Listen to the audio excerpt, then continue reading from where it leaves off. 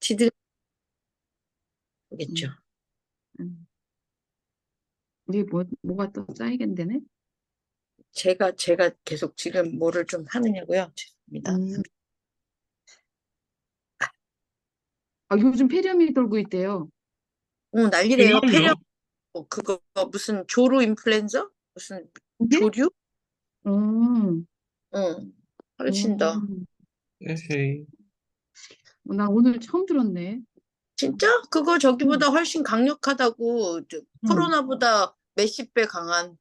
아, 진짜? 요즘 그런 게 네, 유행이에요? 네, 뭐 치사율이 몇 프로? 어쩌고 저쩌고. 아니, 야판에는 그런 게 있다는 소리를 들었는데 그거랑 똑같은 거예요? 지금 도는 게 독일에? 전 세계적으로 다 똑같아요, 지금. 전 세계적으로? 네, 한국도 전 그렇다는 거네, 세계적으로 그러면? 그럴 거라고 지금 난리 날 거라고 벌써 안녕하세요. 좀 늦게 들어왔습니다. 난리예요. 안녕하십니까. 안녕하세요. 네, 잘 들리십니까? 네. 네. 네. 엄청 잘 드립니다. 안녕하세요. 그 화면 그 백그라운드 뒤에는 어떻게 그렇게 하는 걸까요?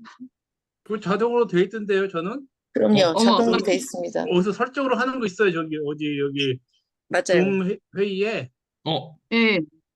아, 저도 회의에? 했습니다. 예, 줌, 어디, 어디 어떻게 눌러야 되지? 메뉴에 백그라운드를 이렇게 흐리게 하는 거 있어요. 아, 그래요? 백그라운드는 볼 필요 없잖아요. 그저 저만 보면 되는 거 아니에요. 그럼. 네, 안녕하세요. 그러니까. 아, 뭐라고 써야지? 힌터그룬트 운트 에펙테? 난 이거 야, 독일말로 이렇게 돼 있네? 어,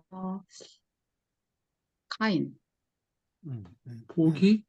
바이시자이신? 이거 된 거예요? 됐네. 어, 됐네요. 오, 바이시자이신. 야, 이거 네, 독일말로 돼가지고, 아, 아, 나도 할 수 있다. 네. 유관사님 너무 웃겨요. 어떠세요? 유관사님 아, 아프셨잖아요. 그냥, 그 누워 있어요. 어허. 왜 누워 있어요? 허리가 아프셔서 그날 허리가 아, 이렇게 맞으셨잖아요. 허리. 가지고, 어, 어. 음, 넘어진 건 아니고요? 아니, 뭐 이렇게 허리 수그려가지고 뭐 짚다가 아, 뭐가 좀 안 좋아진 모양이에요. 음, 아이고, 하나, 둘, 참. 이런. 그 좀 오래 걸리는데, 그렇게 되는 거는. 그러니까요. 네. 걸린다고 하던데. 음, 원래 좀 안 좋으셨어요? 그런 적은 처음이에요. 이번 그 허리 아파가지고 고생한 적은 이번에 처음이에요. 음, 음. 어.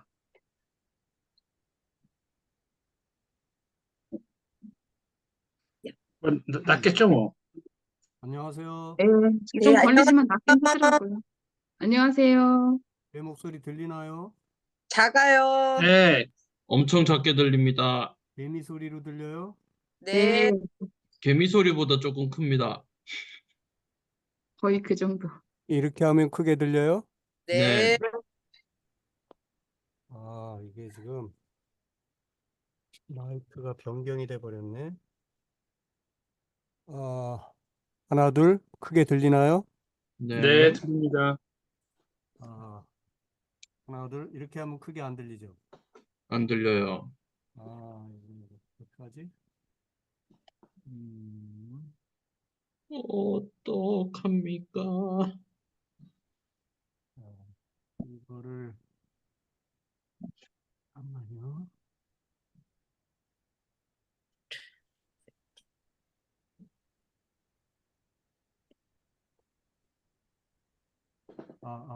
하나, 둘, 잘 들리나요? 아니요. 안 들리시네요. 대충 들립니다. 아, 아, 아,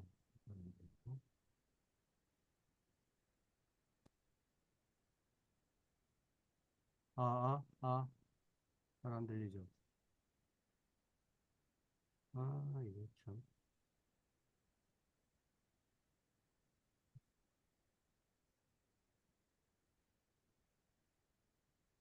지금 소리 들리나요?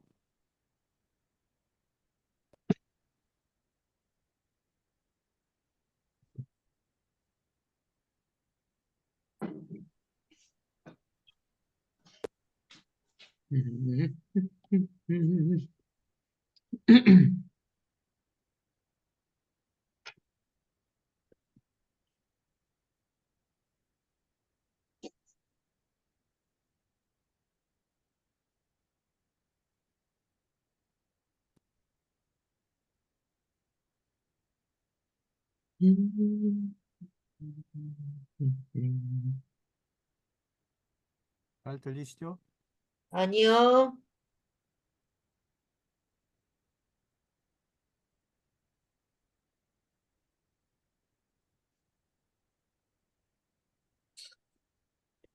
아, 왜 이렇게 속을 새기는 거야? 아, 들리나요?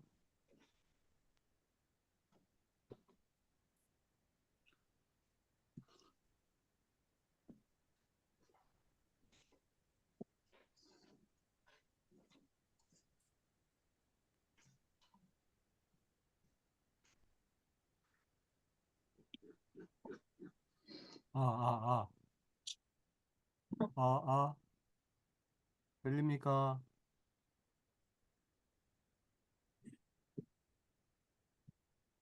들리나요? 안 들리는구나. 아주 작게 들려요, 목사님. 아, 이러면은 곤란한데.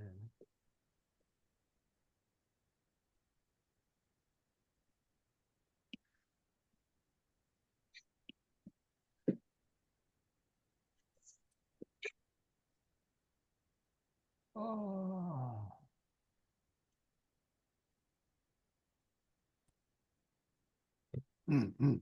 들리나요? 네. 잘 들려요? 잘은 안 들려요. 잘 안 들려요? 자, 그러면 제가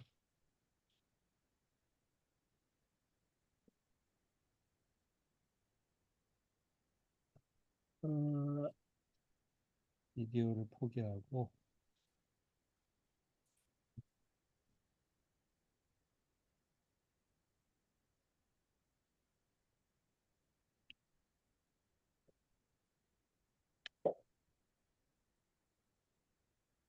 좀 들립니까? 네. 네. 네.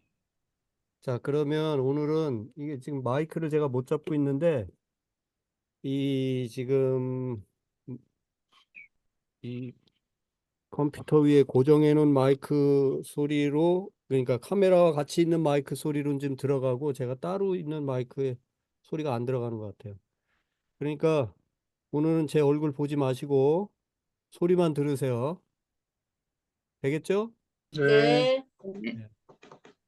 그러면 예, 화면은 뭐 제 얼굴이야 뭐 요 지금 뭐죠? 고정된 사진 얼굴은 보이죠? 네. 네. 네, 그 얼굴이라 생각하고 네. 자, 그러면 아, 어머. 풋풋하시다. 한번 다시 보여드려요. 네. 네, 이게 아마 연애할 무렵 사진인 것 같은데. 음. 자, 기도하고 시작하겠습니다. 기도합니다. 하나님 감사합니다. 오늘도 우리 집사님, 권사님들 함께 말씀의 은혜를 나누길 원합니다. 그리스도의 생활 영성, 그리스도인의 생활 영성 이제 끝자락을 향해 가고 있습니다. 하나님께서 이 저녁 시간도 붙들어 주시고 또 깨닫게 하시고 결심케 하시고 우리의 삶이 주님께 더 한 발짝 가까이 다가서는 복된 삶이 될 수 있도록 인도하여 주옵소서. 우리 유근인 권사님 또 허리 아파 또 고생하고 있습니다. 빨리 나을 수 있도록 더 큰 어려움 없도록 주께서 친히 간섭하시고 또 치유하여 주옵소서. 이 시간 주께 의탁하고 예수님 이름으로 기도드립니다. 아멘. 네. 아멘. 예, 자, 그러면, 어, 자, 오늘 19강인데, 지난 시간에 우리 뭐 했죠? 성화의 영성이었습니다. 네, 성화의 영성인데, 그게 뭐의 예루살렘 카테고리가? 영성. 예루살렘 예루살렘. 영성이었죠? 네. 자, 예루살렘 영성까지 네 가지씩을 다 우리가 살폈고요.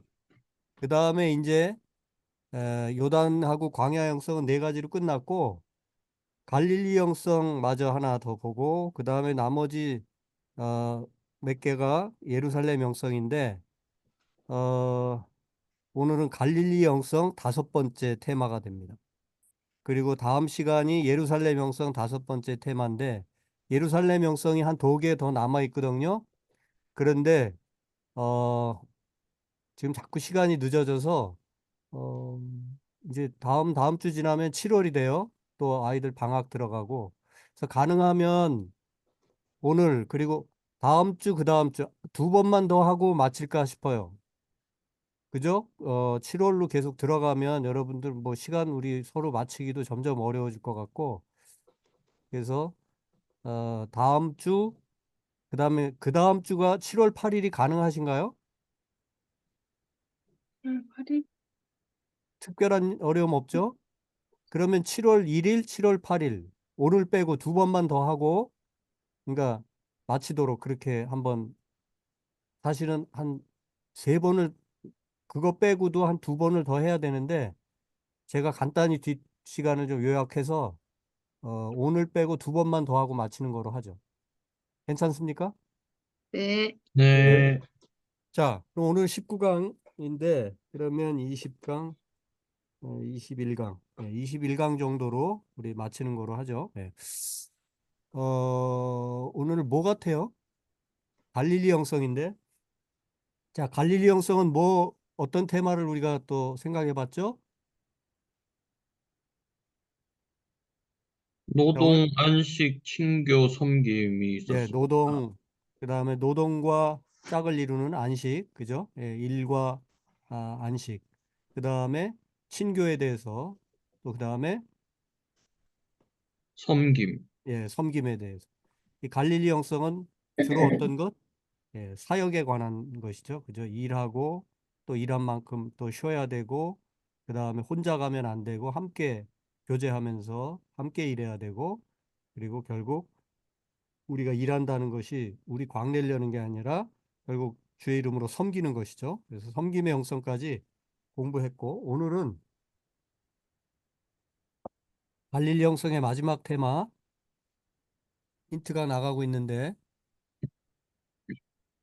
전도, 전도. 네. 뭐 좋습니다. 선교, 스피커가 있으니까 그죠? 예. 그 뭐 내용적으로는 맞아요. 예, 내용적으로는. 예. 좀 다른 표현이 없을까요? 복음 전파? 선교, 전도의 영성 그러긴 뭐가 약간 영성이라는 단어하고 약간 안 어울리는 것 같지 않아요? 그죠? 예. 뭐 전혀 안 어울리는 건 아니지만 좀 다른 표현을 찾아보면 선교. 선교도 있고 전도도 있고 다 같은 뭐 좀 따로 구분하기도 하지만 어쨌든 예, 결국 그런 내용인데 우리가 좀 개인적으로 좀 끌고 오자면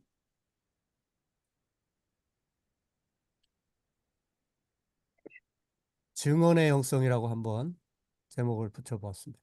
예, 예, 우리가 뭐 전도다, 선교다, 그러니까 도를 전하고 뭐 또 복음을 증거하고 뭐 이제 다 선교고 전도고 다 맞는 얘기인데 증언이라는 단어를 한번 써보겠습니다. 왜냐하면 사도행전에도 그렇고 증언 그러니까 증인이라는 단어와 그 다음에 특히 증언이라는 단어는 하나님이 증언하셨다 이런 표현이 여러 차례 나와요 사도행전에. 네. 오늘도 한번 이 성경 이야기를 한번 살피면서도 확인하게 될 텐데요. 자, 증언의 형성 살펴봅니다. 성서 이야기, 우리 늘 그랬듯 예수님 이야기로부터 시작해 보죠. 예수님은 어떻게 선포하셨고 무엇을 선포하셨는가? 네. 마가복음 1장 14절에서 15절 요한이 잡힌 후 예수께서 갈릴리에 오셔서 하나님의 복음을 전파하여 이렇게 말씀하셨다. 하나님의 복음을 전파하셨는데 뭐라고 말씀하시냐면 때가 찼다. 하나님 나라가 가까이 왔으니 이제 회개하고 복음을 믿어라. 이게 예수님이 하나님 나라의 복음, 하나님의 복음을 전파하면서 외치신 그 어떤 증언의 핵심이 딱 요거 요거입니다. 때가 왔다. 하나님 나라가 가까이 왔다. 이제 회개하고 복음을 믿어. 예수님부터가 그냥 이렇게 많은 이들을 고쳐주시고 가르쳐 주시기도 했지만 그 가장 중요한 예수님의 사역 그 테마는 하나님 나라의 복음을 전파하셨죠. 네. 회개하고 복음을 믿으라 증언하셨습니다. 그 다음에 이 누가복음 17장 20절 이하에 보면 바리새인들이 하나님 나라가 어느 때 임하니까 물을 때 예수께서 대답하시되 하나님 나라는 여기 있다 저기 있다고도 못하고 하나님 나라는 너희 안에 있다. 이런 말씀을 또 하셨죠. 그러니까 때에 관해서 말씀하실 때 이미 우리 가운데 오셨고 또 오실 것이다라고 하는, 그리고 우리 안에 있다라고 하는, 너희 안에 있다라고 하는 표현을 하셨습니다. 하나님 나라가 무엇인지를 잘 알고 계시고 그것을 말씀해 주신 거죠. 그래서 위에는 하나님 나라 복음을 전파하셨다. 그 다음에 하나님 나라는 바로 우리 안에 있다는 말씀, 복음서 말씀을 통해서 정리를 해볼 수 있겠고요. 왜 하나님 나라 이 부분을 좀 생각해 보냐면 하나님 나라 혹은 하늘 나라라는 표현은 복음서 안에서 100번 이상 나옵니다. 그런데 교회라는 표현은 마태복음 16장 18절하고 18장 17절에 두 번밖에는 나오지 않아요. 그런데도 우리는 교회라는 단어, 교회에 대해서는 많은 말을 하고 하나님 나라에 대해서는 거의 말을 하지 않죠. 네. 심지어는 하나님 나라를 막 얘기하면은 되게 약간 이상한 사람인 것처럼, 어? 뭐 성경에 없는 얘기를, 뭐 다른 얘기를 하는 것처럼 그렇게 표현하는 분들이 왕왕 있는데 성경에는 하나님 나라라는 표현이 훨씬 더 많다고 합니다. 교회를 우습게 여기는 그런 표현이 아니라 어떤 모이고 다시 흩어지는 그런 우리가 생각하는 그런 교회 개념보다 하나님이 세상을 만드시고 또 하나님의 백성들을 불러서 이루어 가시고자 하는 것은 하나님의 통치와 하나님의 다스림이 이루어지는, 하나님의 나라가 세워지고 하나님의 나라가 확장되는 일을 기대하시는 거예요. 오늘 우리가 소위 증언의 영성도 결국 그거죠. 하나님 나라를 넓혀가는 것. 그러니까 쉽게 말하면 야 우리 교회로 나와 해서 우리 교회 교인 수 늘리는 게 에, 하나님의 본 뜻이 아니고 하나님의 더 깊은 뜻이 아니고 깜짝이야. 깜짝이야. 음, 지금 에이스가 아멘 한 거죠, 그죠? 맞습니다. 그러면서 예, 우리가 교회 각 로컬 처치 각 지역 교회 모여서 활동을 하지만 결국 제가 그런 얘기 하잖아요. 교회는 하나라고. 우리 교회에 있고 남의 교회에 있는 게 아니에요. 교회 하나님의 교회, 주의 몸 된 교회는 하나입니다. 그런데 그냥 각 여러 그 하나 된 교회를 우리가 각 여기저기 이런저런 나라 이런저런 지역에서 한 부분을 맡아가지고 이렇게 생활하고 또 섬기고 있는 거죠. 예. 그래서 우리가 증언한다, 복음을 전한다, 선교한다 이 말은 하나님의 나라를 넓혀가는 것이고 복음을 전한다고 하는 것도 예수님이 그랬듯이 하나님의 복음을 전파하고 하나님 나라가 가까이 왔다고 하는 것, 하나님 나라 백성이 되기를 전하고 증거하는 거죠. 예. 그래서 사실은 이제 우리가 그리스도인의 생활 영성을 공부하고 있지만 하나님 나라라고 하는 뭐 그런 개념 그리고 그런 관점에서 성경을 한번 쭉 정리해 볼 필요도 있습니다. 여하간 그래서 예수께서 하나님의 복음을 전파하고 하나님 나라가 가까이 왔음을, 그래서 하나님 나라 백성이 되기를 촉구했다고 하는 것을 우리가 잊어서는 안 되겠습니다. 예. 예수님의 메시지는 로마 황제 가이사의 나라가 아닌 전혀 새로운 나라, 정의와 자유와 평화의 나라. 이 모든 것들이 온전히 소위 돌아가는, 정의도 그 땅에 있고 자유가 있고 평화가 있는 그 나라를 예수님은 선포하고 그 나라를 확장해가는 그 일에 관심이 많으셨고 그 일에 제자들을 부르셨고 그 일에 오늘도 우리가 하나님의 자녀가 되어서 그 일로 부름을 받고 있는 것입니다. 네. 그다음에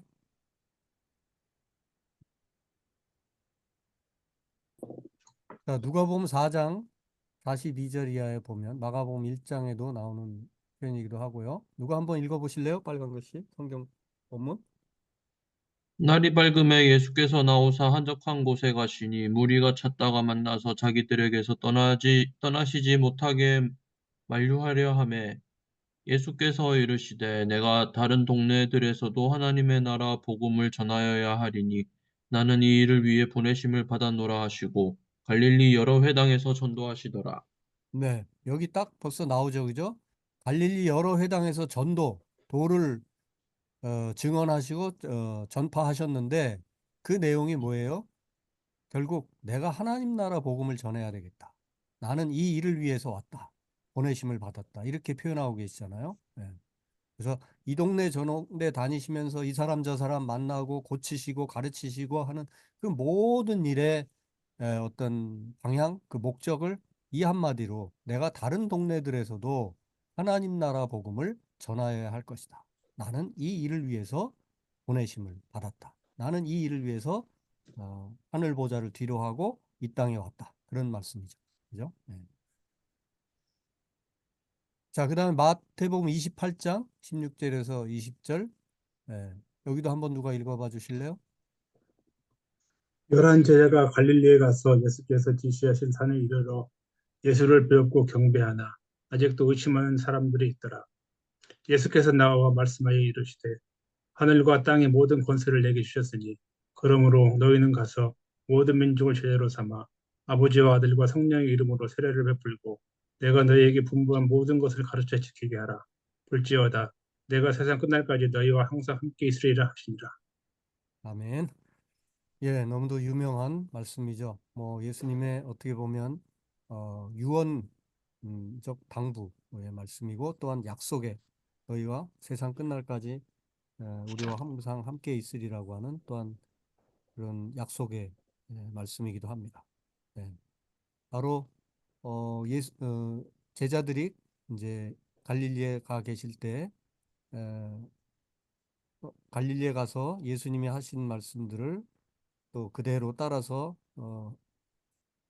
하지만 여전히 의심하는 사람들도 있었다고 말씀하고 있죠. 예. 그때 예수께서 오셔서 말씀하여 이르시되 하신 말씀이 이제 이 하늘과 땅의 모든 권세를 내게 주셨다. 그러니 이제 너희는 모든 민족을 제자로 삼아라. 그래 성부 성자 성령의 이름으로 세례를 주노라. 내가 분부한 모든 것을 가르쳐 지키게 하라. 예. 결국 이 모든 것들이 우리가 하나님 나라 복음을 증언하여야 한다 하는 말씀, 증인으로 살아야 된다 하는 말씀을 좀 길게 몇 줄로 길게 풀면 바로 이거죠.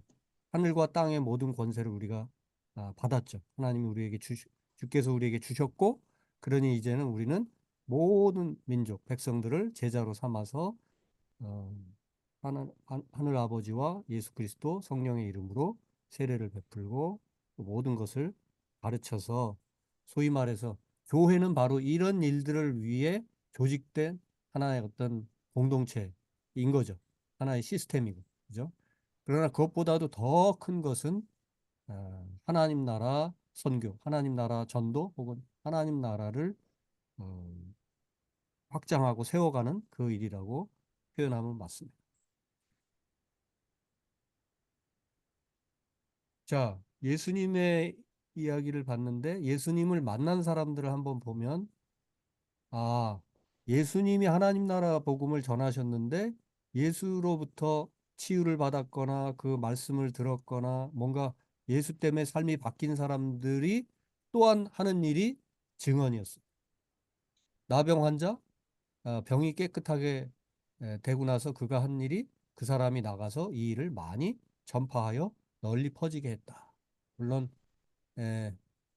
이 사람이 어떤 절차를 좀 제대로 지키지 못하고 뭐 이런 문제들이 없는 건 아니지만 어쨌든 예수님으로부터 어떤 변화를 겪은 사람은 반드시 나가서 그것을 증언했다고 하는 것을 이 나병 환자의 모습을 통해서도 우리가 알 수가 있고요. 군대 귀신 들렸다 나음을 입었던 사람도 역시 마가복음 5장에 보면 여기는 이제 예수님이 아예 그렇게 말씀하시죠. 내가 너를 어떻게 고쳐줬는지, 어떤 일을 행했는지, 얼마나 너를 불쌍히 여기고 이렇게 놀랍게 회복시켜 주었는지 너 가족에게 가서 알려. 이 사람은 이게 매우 예수님이 볼 때는 매우 중요한 일이었죠. 왜냐하면 가족들과 사람들과 격리돼서 그렇게 자기를 학대하면서 진짜 귀신처럼 뭐 귀신처럼이 아니라 귀신 들려서 그렇게 살아갔기 때문에 가족에게 가라고 그렇게 또 예수님이 구체적으로 이 사람에게는 말씀해 주시는 것을 볼 수가 있는데 그가 가족에게 물론 알렸을 뿐만 아니라 어떻게 해요? 이 데가볼리의 마지막 줄에 어떻게 자기에게 큰 일을 행하셨는지를 데가볼리에 가서 예수께서 자기에게 행하신 일을 다 전파했다. 데가볼리는 뭐예요? 데카폴리스. 이 요단강 동편 지역의 상당히 넓은 지역이 그 10개 데카 10개의 폴리스 도시 국가 도시 나라 그러니까 열 10여 개의 도시가 쫙 깔려 있는 뭐 예를 들면 우리 에네르베 지역에 여기 루르 지역 하면은 한광 관련해서 요즘엔 뭐 탄 캐는 도시 거의 없지만은 그런 도시로 뭐 10여 개 도시가 쫙 깔려 있는데 거길 루르 지역이다. 뭐 이렇게 표현하잖아요. 꼭 그렇듯이 데카폴리스, 데가볼리 하면은 어떤 특정한 10개의 도시들이 다다다닥 모여 있는 그 넓은 그 지대를 말합니다. 바로 이 데가볼리 지역으로 가서 곳곳으로 이 마을 저 마을 이 도시 저 도시로 다니면서 예수께서 나를 이렇게 바꿔주셨다. 고쳐주셨다. 귀신을 쫓아내 주셨다. 이런 놀라운 소식을 전했다고 하는 거죠. 예. 예. 예수 만난 사람들은 반드시 그 입술, 그 눈빛, 그 살아가는 모습을 통해서 전하게 돼 있습니다. 전하지 않는다는 게 그게 이상한 거예요. 자, 초대교회 이야기도 결국은 다 보면은 전했다 그런 얘기입니다. 제가 예전에 누군가 그 우리 청년으로부터 그런 얘기를 들은 적이 있어요. 자기가 어느 목사님을 잘 안대요. 예, 한국의 어떤 목사님을 이제 얘기하는 것 같아. 한동안 그 교회 생활을 했던. 근데 그 목사님을 좋게 얘기하면서 얘기한 의도는 아니었어요. 뭐냐면 그 목사님은 막 자기가 뭐 예를 들면 5년, 10년 동안 계속 설교를 들었는데 무슨 본문을 가지고 해도 결론이 늘 똑같다는 거예요. 무슨 본문을 가지고 해도 늘 예수 복음을 전하라. 어? 전도 열심히 해라. 선교 열심히 해라. 맨 그 얘기만 한다는 거예요. 그래서 뭐 좀 약간 뭐 청년이 분명히 똑똑한 청년이 문제 삼을 수 있는 부분도 있겠죠. 예, 그러냐 하고 제가 그저 들어줬는데 사실은 어떻습니까? 그 목사님이 이제 설교 본문에 따라서 좀 다양하게 교인들에게 어떤 영양 공급을 해주지 못했다는 그런 아쉬움이 좀 들 수는 있을는지 몰라도 그 목사님이 결코 틀리지 않았어요. 왜냐하면 성경의 이야기는 이래저래 이리 뒤집고 저리 뒤집어도 결국은 예수 복음이 핵심이고 그리고 그거 예수 복음 어, 알게 된 자, 하나님 나라의 기쁨을 누리게 된 자는 반드시 어떤 변화가 일어나게 돼 있고 그 변화를 입을 열어서든 몸을 통해서든 증언하게 돼 있다라고 하는 게 성경 이야기거든요. 그래서 어느 본문을 가지고 해도 결국은 복음을 전하십시오. 당신 안에 있는 예수, 당신을 변화시킨 예수를 증언하면서 사십시오. 이게 매주 얘기된다 해서 잘못된 게 아니죠. 어쩌면 그 목사님은 정말 복음을 어제도 증언하고 오늘도 증언하고 매일 복음을 증언하고 또 증언한 그 전도자의 삶을 그저 한 교회 목회자로서가 아니라 목회자 이전에 어떤 복음의 증인으로서의 삶을 누구보다도 더 뼈저리게 어떤 경험하고 또 그걸 사명으로 알고 있는 그런 또 훌륭한 목사님일 수도 있었던 거죠. 예. 그래서 성경 이야기 자체가 어, 하나님께서 예수를 통해서 하나님 나라가 무엇인지를 증언하셨다는 게 성경 이야기예요. 구약은 어떤 그림자와 같은 이야기라면 이제 마침내 하나님의 증언이 되시는 그 자체로 이미 증언이 되시는 예수님이 오셨고 그의 사심과 말씀과 죽으심과 다시 부활하심 이런 일련의 사건들을 통해서 하나님은 예수를 통해서 당신의 나라를 당신을 증언하신 거죠. 네. 자, 그런 얘기가 제가 지금 소설을 쓰는 게 아니라 성경에 그렇게 분명히 써 있습니다. 그게 이제 사도행전 2장 22절 이걸 먼저 볼까요? 이스라엘 사람들아 이 말을 들으라 너희도 아는 바와 같이 하나님께서 나사렛 예수로 큰 권능과 기사와 표적을 너희 가운데서 베푸사 너희 앞에서 그를 증언하셨느니라. 증언은 우리 이거 뭐 하나님 믿게 되니까 예수 믿으니까 우리만 뭐 의무감으로 증언해야 되나 보다 이렇게 생각하는지 모르지만 사도행전 2장 22절은 하나님이 이미 증언하셨어요. 누구를 통해서? 나사렛 예수 그리스도를 통해서 그의 권능과 기사와 표적을 나사렛 예수를 통해서 보여주셨고 바로 그런 놀라운 일들을 통해서 증언하셨어요.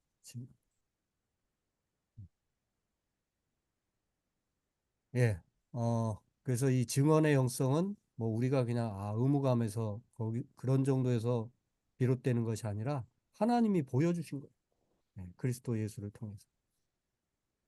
자, 사도행전 2장 4절도 그들이 다 성령의 충만함을 받고 성령이 말하게 하심을 따라 다른 언어들로 말하기를 시작했다. 예. 마가다락방 성령 충만 사건이 결국 한마디로 말하면 성령이 그들의 무거워진 입, 닫혀진 입을 열게 하시고 여러 다양한 언어들로 말하게 하셨다. 이게 증언이 시작된 거예요. 성령이 임하게 되고 성령이 충만케 되면 가장 확실한 변화, 그것은 바로 어떤 식으로든 분명하게 예수를 증언하게 돼 있다는 거죠. 예, 거꾸로 올라가고 있는데 초대교회 역사는 오순절에 성령이 말하게 하심을 따라 말을 함으로 시작되었다는 거예요. 예. 그런데 거기 모인 사람들이 세계 각지에서 모이다 보니까 하나님은 특별한 방법을 쓰셔서 이들의 입술을 주장하시고 그래서 각지의 언어들로 말하게 하셨다는 거예요. 그게 마가 다락방 성령 강림 사건의 어떤 현상이고 그리고 그것이 주는 내용이에요. 결국 우리가 성령 충만함을 받았다라고 하는 것은 여러 다른 상황에 있는 우리 주위에 있는 사람들에게 내 입술, 내 삶을 통해서 그들에게 복음이 증거되는 것. 사실은 그게 진정한 이제 성령 충만이고 성령의 역사인 거죠. 예, 뭐 사도행전은 맨 그런 얘기죠. 스데반이 지혜와 성령으로 말하는 것을 아무도 당황해내지 못했다는 표현이며 또 사도행전 8장 4절 이하에 보면 이게 이제 주로 이 빌립 집사의 얘기죠. 예.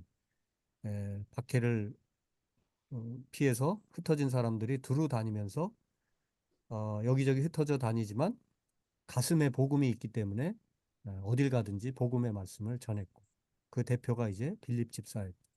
빌립 집사가 특히 그동안 이스라엘 백성들이 유대인들이 꺼려하는 이 사마리아 지역에 내려가서 예수를 전파하죠. 그래서 결국 8장 8절 사도행전 8장 8절에 그 성에 이 사마리아 성에 큰 기쁨이 있었다고 성경은 기록해주고 있습니다.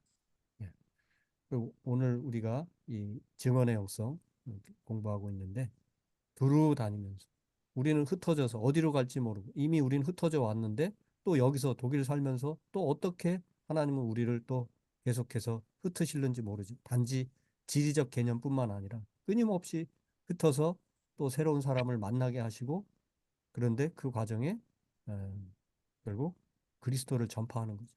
그래서 그 성에 그 사람 마음속에 그에게 큰 기쁨이 임하게 되는 그 통로로 하나님은 오늘도 우리를 쓰시기를 기대하고 계십니다. 사도행전 8장 29절에서 31절 빌립 집사가 그 에디오피아 뭡니까?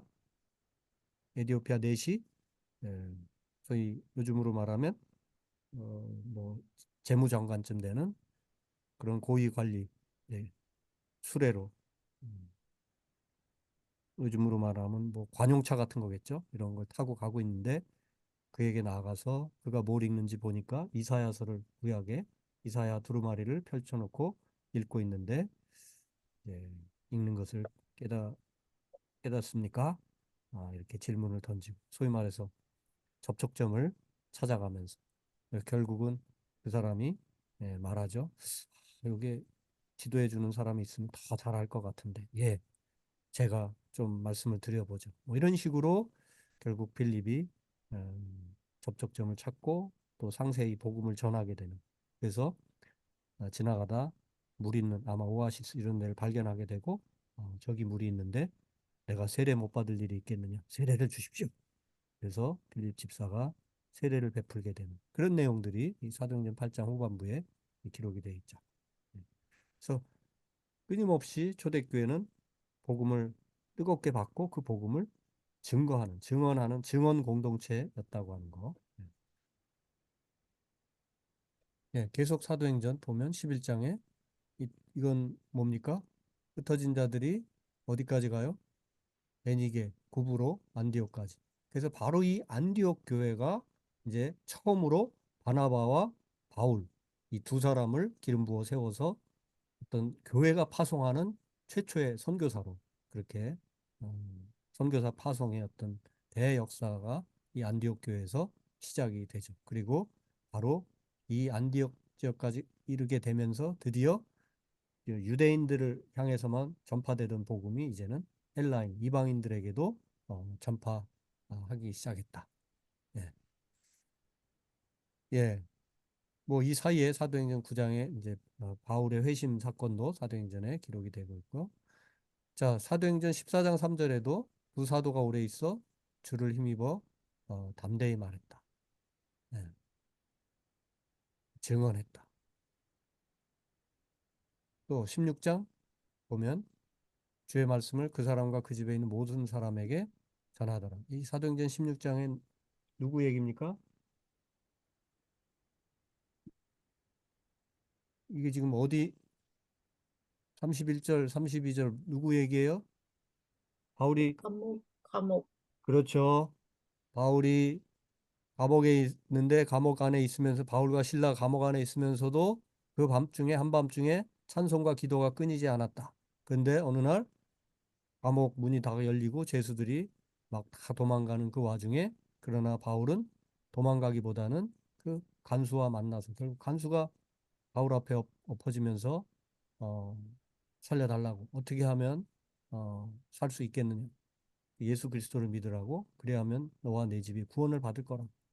그렇게 해서 이, 이, 이 감옥에 빌립보 감옥에 이 간수가 그리고 그와 온 가족이 구원받게 되는 그런 놀라운 역사가 이 사도행전 28장 후반부 얘기죠. 예, 거기서도 바로 그 어, 16장 사도행전 16장 주의 말씀을 그 사람과 그 집에 있는 모든 사람에게 전했다.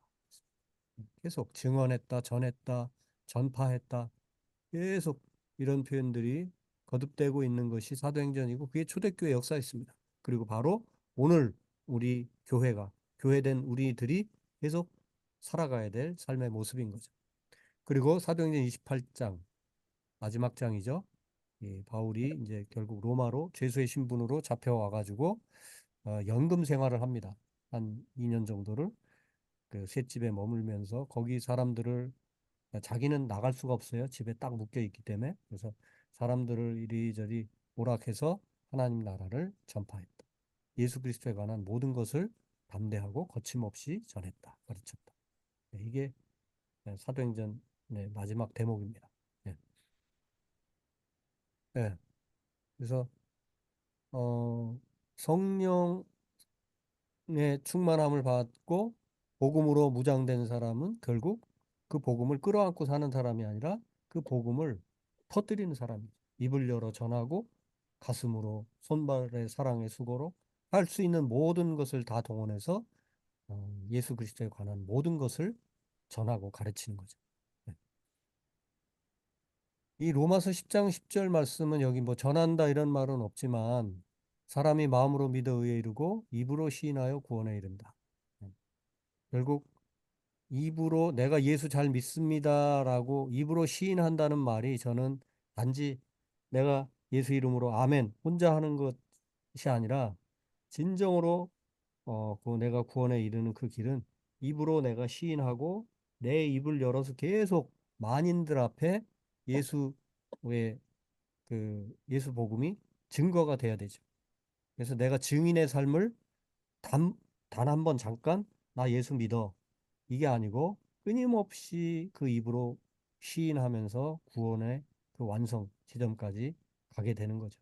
물론 뭐 오해가 없으시기 바라는데 어쨌든 우리가 입으로 시인하여 구원에 이른다라고 하는 때조차도 구원이 믿음으로 그냥 은혜로 얻는 것이지만 반드시 입으로 시인하고 자백하는 일 그리고 조금 더 이걸 확대해서 생각해 보면 끊임없이 입을 열어서 복음을 전하는 일을 통해서 증인의 영성을 극대화하는 일을 통해서 우리가 온전한 구원에 이르게 된다. 이렇게 또 말씀을 생각해 볼 수도 있습니다. 그래서 바울은 고린도전서 9장 16절에서 이렇게 표현하죠. 내가 복음을 전한다 해도 그것은 뭐 의무감에서 억지로 하는 일이 아니다. 뭐 복음을 열심히 전했다고 자랑할 일도 아니다. 예, 그건 당연히 해야 될 일이다. 만일 내가 복음을 전하지 않는다면 도리어 내게 화가 있을 것이다. 예, 뭐 누가 화를 주고 뭐 그런 뜻이 아니에요. 예, 내가 복음을 전하지 않으면 견딜 수가 없다. 그런 얘기입니다. 복음으로 이미 가슴이 뜨거워진 사람은 이런 고백을 할 수밖에 없죠. 뭐 시켜서 월급 주기 때문에 뭐 이거 안 하면 뭐 무슨 손해를 많이 보기 때문에 할 수 없이 한다 이런 게 아닌 거예요. 하지 말라고 해도 하는 부득불 나는 무조건 정말 자랑스럽게 기쁨으로 감사로 하게 될 일이 바로 복음을 증언하는 일이다. 그런 얘기죠. 예. 자, 조금 약간 각도를 비틀어서 이제 우리가 증언의 영성을 계속 생각하고 있는데 소위 이 소리 성경에서는 이 소리를 어떻게 또 말씀해주고 있는지 소리에 관한 얘기를 한번 찾아봅시다. 결국 우리가 증언의 영성을 갖는다고 하는 것은 어떤 소리를 내면서 살 것인가 그 얘기잖아요. 나는 어떤 소리가 될 것인가. 소리 관련해서 아주 유명한 본문이 여호수아 6장에 있는 말씀이죠. 여리고성을 무너뜨릴 때 총도 칼도 활도 아무것도 쓰지 않았고 오직 그 백성들의 단합된 어떤 행렬죠. 한 바퀴씩 매일 돌고 오고 마지막 여섯째 날, 일곱째 날 마지막 날에는 어, 좀 많이 돌고 그 다음에 일제히 함성을 지르면서 결국 그 큰 소리에 성벽이 무너져 내린 예, 나팔 소리와 함께 말이죠. 예. 그래서 소리가 이기는 것을 알 수가 있습니다. 예. 예. 그리고 이제 세례 요한이 광야에 외치는 자의 소리가 되었죠. 네. 하나의 어떤 은유적인 표현인데 뭐 그 은유라고 하기에는 그야말로 이대로 산 사람이죠. 그죠? 광야에서 이제 내 뒤에 내가 그의 신들매도 풀고 매기 어려운 그런 우리가 그동안 기다려온 진정한 메시아가 오신다. 나는 그 길을 그저 준비할 뿐이다. 네. 외치는 광야에서 외치는 그저 소리일 뿐이다. 네, 그의 자기 고백이었죠. 예. 그래서 이런 소리. 자, 성벽을 적 적군을 무너지게 하는 소리. 그 다음에 뒤에 오실 예수 그리스도의 앞을 미래를 준비하는 그래서 백성들의 마음을 미리 준비시키고 열어놓는 광야의 소리. 세례와. 그 다음에 야고보서 읽어보면 이 야고보는 우리 사도 야고보라기보다는 야고보 장로로 이 예수의 형제 중에 하나일 수도 있고 사실은 뭐 여러 가지 설이 있습니다. 어쨌든 야고보는 뭐라고 얘기합니까? 혀는 능히 길들일 사람이 없나니 쉬지 아니하는 악이요 죽이는 독이 가득한 것이라. 혀가 얼마나 잘못 쓰이면 얼마나 위험한 것인가. 우리 입에서 한 입에서 찬송도 나오고 저주도 나온다. 예. 예.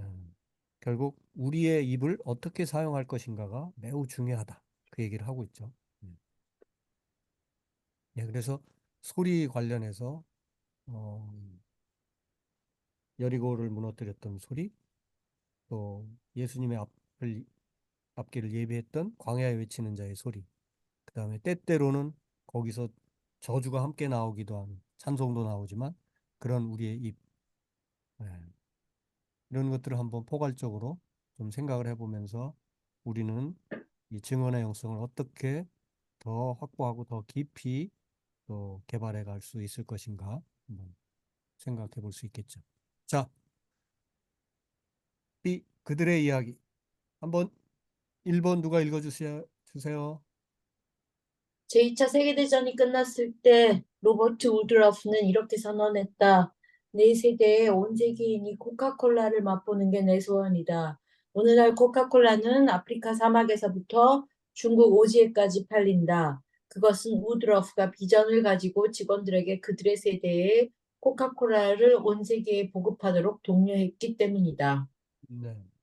뭐 코카콜라 광고는 아닙니다만은 어쨌든 코카콜라 안 먹어본 분 여기 안 계시죠, 그죠? 네. 그리고 뭐 야, 그 몸에 안 좋다 해도 뭐 피자를 먹는다든지 뭐 햄버거를 먹는다든지 저도 뭐 즐겨 먹진 않아도 그런 거 먹을 때는 한 번씩은 요 때는 콜라를 또 받쳐 먹어야 또 맛이 제대로 나지. 몸엔 좀 안 좋을는지 몰라도 콜라가 2차 대전 후에 이 우드러프라는 사람의 어떤 비전, 예, 이런 거를 통해서 시작되었고 결국 이 콜라를 모르는 사람은 이제 없는 세상이 되었죠. 네. 에, 두 번째 관련해서 결국 이런 말들, 이런 선언, 이런 것이 결국 시가 되어서 놀라운 역사를 이루었는데 우리 속담에도 말이 시가 되고 말 한마디로 천냥빚을 갚는다라는 말도 있죠. 예. 또 세 번째는 소통과 관련해서 소통에는 이제 어떤 입을 열어서 하는 말뿐만 아니라 조금 더 우리가 이제 증언의 영성을 조금 더 확대하고 좀 더 풍성하게 생각을 해본다면 주로 이제 입으로 하겠지만 입술의 언어뿐만 아니라 눈빛과 몸짓, 심지어 어떤 침묵의 순간까지도 결국은 어, 증언의 영성에 다 포함이 될 수 있습니다. 입을 벌리느냐 안 벌리느냐가 중요한 것이 아니라 결국은 눈빛이든 몸짓이든 침묵이든 그 모든 것들을 통해서 무엇을 말하느냐가 중요한 것이겠죠. 네. 자, 이제 우리들의 이야기로 자연스럽게 가봅니다. 음. 자, 그러면 성경 이야기 보고 또 그들은 뭐라고 하는지도 생각했는데 내 입술은 뭘 하는데 가장 많이 사용되고 있는 것 같습니까?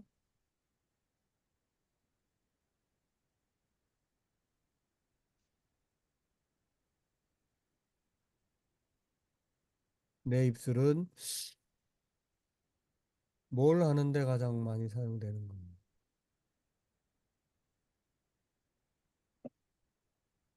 조금 뭐 몇 가지들 있나요? 일단 뭐 복음을 증거하는데 가장 많이 사용된다 이런 분 한번 말씀해 주시고요. 좀 그렇게 딱 말씀하기에는 좀 쉽지 않나요? 네. 그러면 주로 좀 많이 사용되는 대목이 뭐일까요? 우리 입술은? 뭐 찬양하는 데도 많이 사용되고 또 여러분 뭐 입을 벌려 주로 기도하신다면 기도하는 데도 사용되고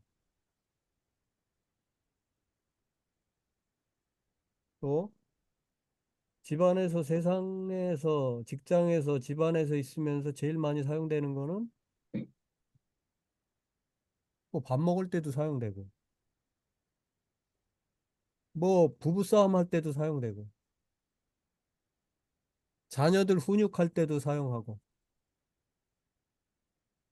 내 입술은 다양하게 사용되는데 가장 많이 사용되는 분야나 또 그런 건 뭔가. 어쨌든 내 입술이 좀 쓸만한가? 좀 유의미한, 하나님이 좀 기뻐하시고 나 스스로도 만족할 만한 내 입술이 많이 사용되고 있는가? 한번 화두로 우리 먼저 한번 질문을 던지면서 시작해 보죠. 나는 두 번째, 증거의 입술로 혹은 증거의 몸짓으로 증인의 삶을 살아가고 있는가? 자, 입으로만 말하면 이제 좀 제한될 수도 있기 때문에 나는 입술로 혹은 몸짓으로 소위 이 증언의 영성을 최대화시키면서 소위 말해서 증인의 삶을 살아가고 있는가 하는 질문입니다. 뭐 야오다나인을 듣고 듣고자 하는 것은 아니고요. 만약에 잘 안 되고 있다면 혹은 잘 되고 있다면 잘 안 되고 있다면 뭐가 문제일까가 우리한테는 더 중요한 거겠죠. 또 뭐 잘하고 있다면 어떤 때 이 나도 모르게 혹은 또 의도적으로라도 이런 증인의 삶을 내가 더 잘 살 때가 있고 어떤 때는 내가 이상하게 그 좋은 기회일 수 있는데 이상하게 입을 다물고 있거나 찌릿할테나거나 그런 경우들이 있죠. 아니면 내가 기본적으로 사고방식이 아유 복음을 전하긴 뭘 전해 알아서 믿는 거지 다들 그냥 그렇게 생각하고 있는 건 아닌가. 음. 그래서 어쨌든 내가 증인의 삶을 제대로 살아가고 있지 못하다면 그 이유는 이 신학교 교수 노먼 가이슬러가 Excuse 변명이라는 제목의 어떤 그 글을 쓴 적이 있는데요. 자기가 18년간 기독교 사역을 직업으로 삼아왔지만 그리스도를 증거한 적은 없었다고 시인을 했습니다. 신학교 교수가 자기는 18년 동안 하여간 뭐 이런저런 뭐 가르치고 뭐 복음을 뭐 하여간 그런 기독교 사역을 해왔는데 한 번도 누군가에게 그리스도를 증거한 적은 없었다고 이렇게 시인을 했어요. 그러면서 했던 그의 변명이 몇 가지가 있는데 소개해드리면 내게는 전도 은사가 없습니다. 저는 그냥 학생들을 앉혀놓고 그냥 A 플러스 B는 C입니다. 뭐 이렇게 얘기하는 거는 내가 할 수 있어도 사람들 한 사람 한 사람 그분들에게 전도하는 은사는 없는 것 같습니다. 빌리 그레함 같은 분들이 그 은사를 가졌을 것이고 또 반대로 나는 그런 은사를 가지고 있지 못한 것 같습니다. 이제 이런 식으로 이게 변명이죠, 그죠? 네. 또 나는 그리스도인들 이미 그리스도인이 된 사람들을 가르치는 은사를 가지고 있습니다. 신학교 교수니까 이미 거기에 다 어느 정도는 그죠? 예수를 잘 알고 있고 예수를 쉽게 말하면 믿고 있는 그리스도인들을 이러쿵저러쿵 이런저런 말로 가르치는 은사를 가지고 있지 믿지 않는 자들을 이러쿵저러쿵 해서 회심시키는 건 내가 할 일이 아닌 것 같았습니다. 17년 동안 18년 동안 안 했다는 거죠. 또 그건 너무 나한테는 어려운 일이다. 은사와 관련해서 첫 번째 나는 은사가 없다. 또 은사가 없기 때문에 누군가를 회심시키는 거는 너무 어려운 일이다. 그렇기 때문에 안 했다. 그런 거고요. 그 다음에 이제 우리가 이 세 번째 제일 어떤 많은 핑계에 해당하는 게 이 세 번째이지 않을까 싶어요. 전도를 뭐 이렇게 자연스럽게 해야지 막 억지로 남의 목구멍에다 뭘 이거 좋으니까 먹어라 하고 쑤셔 넣는 식으로 전도하면 되겠습니까? 틀린 말은 아니죠. 맞는 말인데 이제 이런 태도가 많은 경우 결국은 전도를 하지 않습니다. 너 먹고 싶으면 먹어 이러다 보니까 뭐 결국은 한 번도 적극적으로 나서서 이거 꼭 먹어봤으면 좋겠어 이렇게 말을 해보지 못했던 거죠. 예. 인격과 동떨어진 전도 나 좋아하지 않습니다. 그거 또 효과적이지도 못합니다. 맞는 말이지만 그 맞는 말 때문에 내가 조금은 몇 차례 오는 그런 적극적으로 좀 더 권면하고 복음을 증언할 수 있는 기회가 왔음에도 불구하고 또 비껴가고 또 비껴가고 그럴 수도 있었다는 거죠. 그다음에 이게 네 번째 또 이런 얘기 하는 사람들도 있죠. 그죠? 아예 하나님이 전능하신 분인데 뭐 내가 전도한다고 되는 거야? 하나님이 하셔야지. 어? 내가 그렇게 굳이 안 해도 하나님이 그 사람 뒤집어 놓고 결국 하나님이 하실 일이야. 그러면서 결국 내가 할 일을 하지 않는 거죠. 네. 내가 열심히 전도한다고 다 뭐 결과가 따라오는 건 아니지만 그러나 내가 할 일을 하고 그다음에 또 하나님이 하실 일이 있고 그런 거죠. 그런데 아, 하나님이 다 알아서 하시는 거 아니야? 뭐 이러면서 내 할 일을 안 하는. 기도도 마찬가지죠. 누가 아프다고 아유 아픈 자를 혹은 뭐 어디 곧 죽게 된 자를 살리시는 거 하나님이죠. 우리가 살릴 수 있겠습니까? 그러나 그렇기 때문에 우리가 기도하지 않습니까? 기도 안 합니까? 하나님 살려주십시오. 우린 매달려서 간절히 기도하기도 하고 하나님 고쳐주십시오. 그 우리가 할 일이죠. 전도도 마찬가지죠. 결과가 어떻게 될지 수백 명을 가서 복음을 증거해도 단 한 명의 회심자도 얻지 못할 확률도 있고 그런 경우도 다반사지만 그럼에도 불구하고 우리는 시시때때로 복음을 증거해야 하는 거죠. 그리고 그 이제 어떤 적절한 타이밍에 하나님이 그를 바꿔 놓으실 수 있지만 나는 내가 오늘 해야 할 일을 그저 하면 되는 겁니다. 해야만 하는 거죠. 예. 아, 이 노먼 가이슬러 교수의 얘기를 마저 마지막 그 세 번째 줄, 마지막 세 줄. 그러던 어느 날 객원 설교자가 다음과 같은 말로 가이슬러의 변명을 완전히 짓밟아 놓았다. 나는 여러 해 동안 선교사로 일해왔는데 특별한 은사를 받은 적이 없습니다. 내가 선교사지만 뭐 누구를 특별히 전도를 잘하고 뭐 그래서 선교사이고 그래서 여태까지 사역을 해온 게 아닙니다. 나는 그냥 누구나와 마찬가지로 사명만 받았을 뿐, 명령만 받았을 뿐입니다. 그리고 그 명령에 그저 순종하면서 여기까지 왔을 뿐입니다. 이 말에 가이슬러 교수는 정신이 번쩍 들었고 그 뒤는 열심히 학교에서 가르치는 일뿐만 아니라 열심히 복음을 증거하는 사람 낚는 어부로서의 삶을 살았다. 그런 얘기입니다. 어때요? 여러분 증인의 삶을 좀 더 적극적으로 살아가지 못했는데 여러분의 변명은 요 네 개 중에 주로 어느 쪽에 가까웠습니까? 서민규 집사님, 내가 좀 더 열심히 증인의 삶을 살지 못했다면 혹시 핑계를 댄다면 요 네 중에 어느 쪽에 뭐가 있었나요? 혹은 그런 적이 있었나요? 어, 은사가 없다고 생각하는 경우가 네, 대부분인 것 같아요. 음. 아유, 나는 뭐 그냥 조용히 내가 예수 믿는 거는 잘 해도 누군가에게 자꾸 예수 믿어라 믿어라. 아, 이런 쪽엔 내가 은사가 없는 것 같다. 네? 그런 생각이 지배적으로 늘 있었다는 거죠. 그죠? 네. 그래서 결론이 뭐예요? 전도는 은사로 하는 게 아니라는 거죠. 네, 명령만, 그죠? 명령에 따라서 많이 할 수 있고 잘할 수 있고 뭐 조금 이런 차이는 있겠지만 우리는 은사로 하는 게 아니라는 거예요. 이런 비슷한 것이 사랑의 은사도 마찬가지죠. 우리 신앙생활 하면서 사랑을 은사라고 해서 아유, 사랑할 사람만 사랑하고 난 사랑의 은사가 없어서 사랑하지 말자. 사랑 못한다. 이게 말이 안 되는 얘기잖아요. 예. 조금 더 뜨겁게 사랑하고 사랑을 더 나눠주는 소위 구제 은사라든지 봉사와 헌신의 은사, 남들을 이렇게 챙겨주는 은사 그런 것들이 있어서 거기에 좀 더 발달된 사람들은 있겠지만 그러나 누구나에게 이게 사랑을 누가 은사라고 그러겠어요. 사랑은 사명이에요. 사랑을 해야 되는 거예요. 증언, 전도 마찬가지죠. 예. 은사 있는 사람은 하고 없는 사람은 하지 말라? 아니에요. 누구나가 다 마찬가지.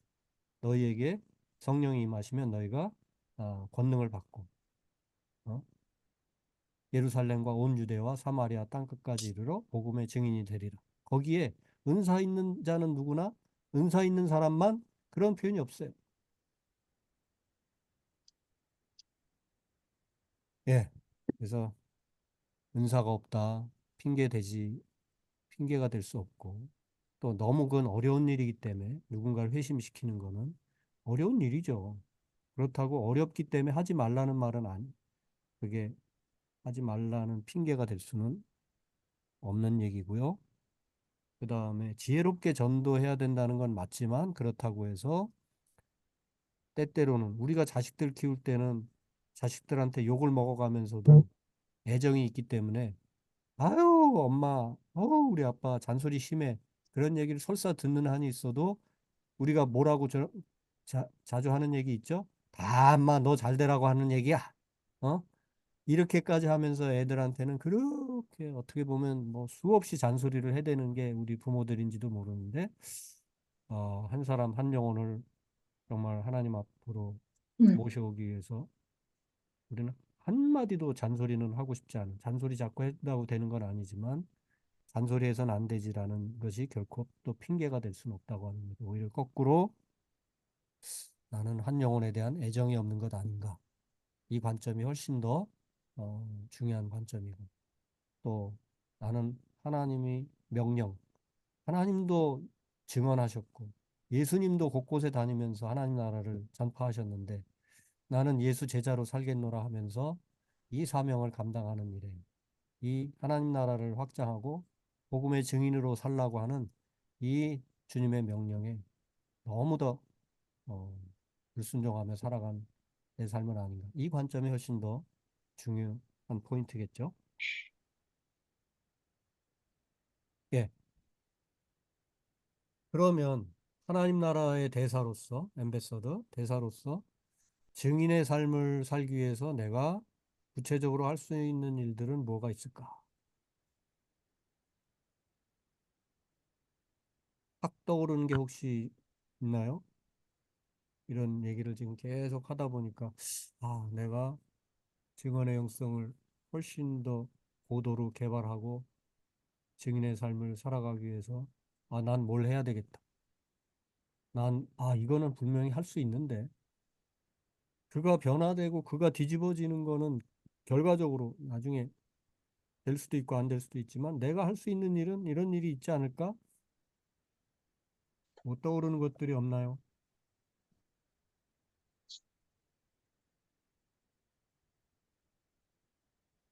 관련해서 5번. 오늘 내가 꼭 증언해야 할 내용, 대상 혹은 장소.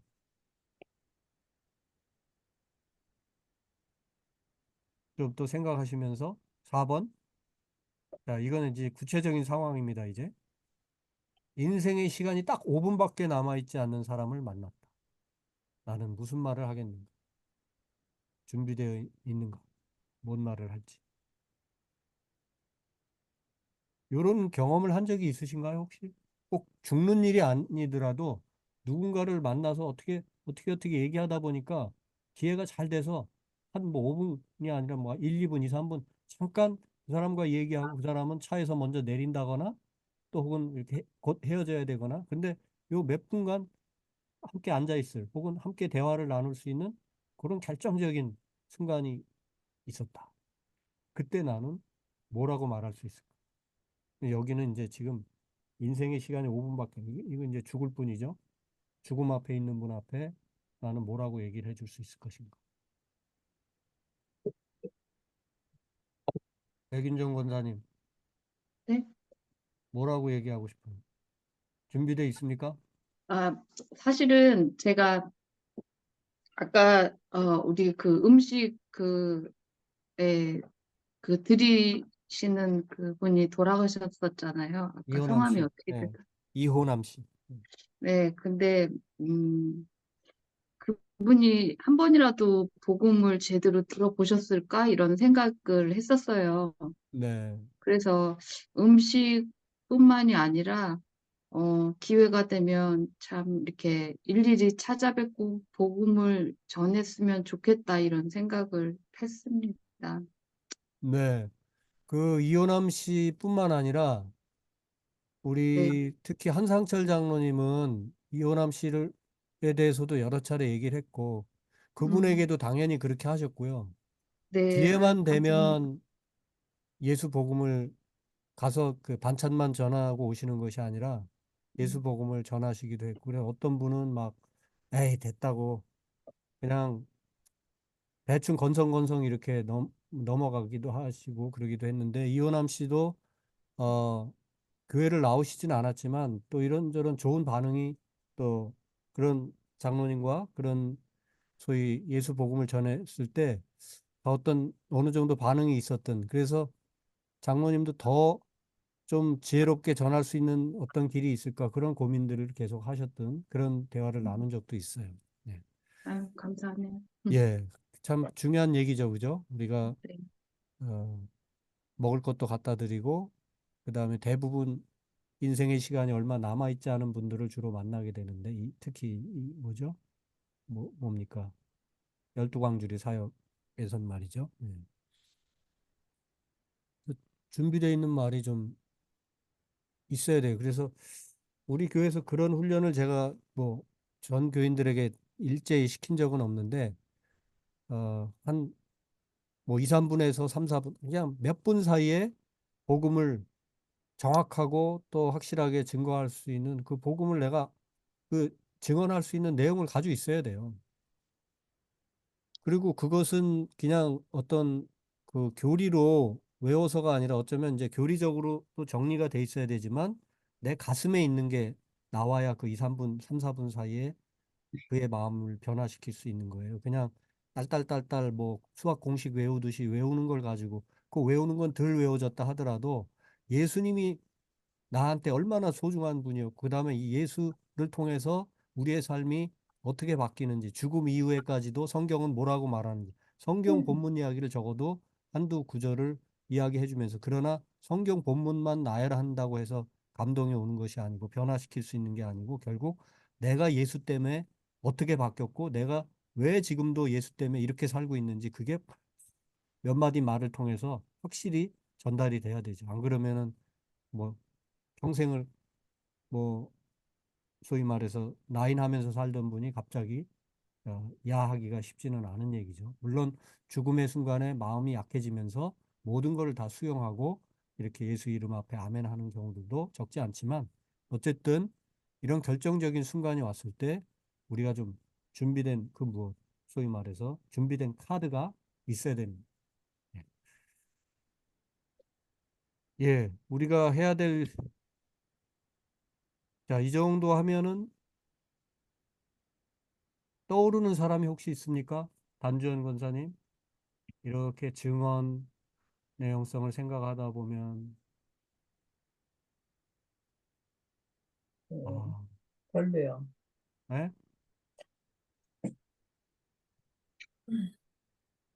어떤 저는 없는 대상, 것 같아요. 예? 네. 저는 없다고요. 떠오르는 사람은. 그래요. 자주 네, 자주 누군가가 떠올라야 할 텐데, 그래요. 그분에게 예수를 더 전해야 할 텐데, 어떤 식으로든지 알려야 할 텐데,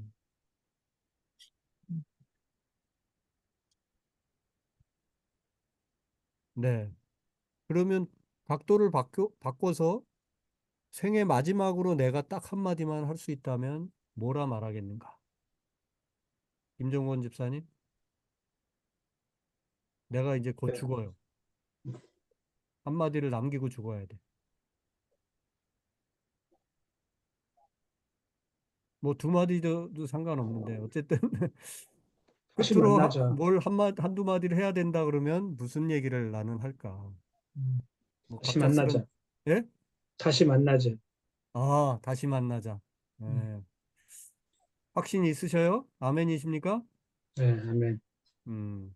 아, 근데 김 집사님은 아멘인데 딴 분이 아멘을 못하면, 딴 분이 만나자는 곳에서, 만나자는 시간, 만나자는 그 자리에 못 가가지고 못 만날 수도 있겠다, 그죠? 그러나 어쨌든 나는 다시 만나자. 음. 오케이. 한 말씀씩 해볼까요? 나는 한마디로, 서민규 집사님은 뭐 한마디 할 수 있을 것 같아요? 제가 김종관 집사님하고 똑같은 생각을 했거든요. 다들 믿음이 좋아, 그냥. 음. 백권사님,